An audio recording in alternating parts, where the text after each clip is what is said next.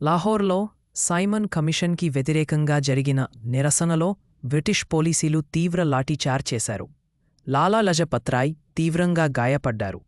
ఆ గాయం నుంచి కోలుకోక ముందే, ఇది నాకి వ్యక్తిగత హాని కాదు, ఇది దేశానికి చేసిన అవమానం అని లాలాజీ అంటారు. కొద్ది రోజుల తర్వాత ఆయన మరణిస్తారు.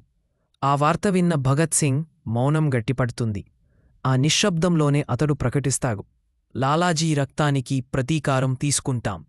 భగత్ సింగ్, రాజ్గురు, చంద్రశేఖర్ ఆజాద్ కలిసి ఒక ప్రణాళిక సిద్ధం చేస్తారు. ఈ లాఠీచార్జ్కు కారణమైన బ్రిటిష్ అధికారి జేమ్స్ స్కాట్ను టార్గెట్ చేయాలని నిర్ణయం.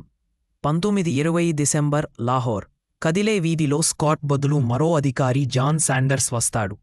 పొరపాటు అయినా భగత్ గన్ను కాలుస్తాడు. శాండర్స్ నేలకు పడతాడు. ఇది ప్రతీకారం కాదు, ఇది స్వాతంత్ర్యానికి సంకేతం అని భగత్ చెప్తాడు. కాని ఇప్పుడు దొరికితే మరణం.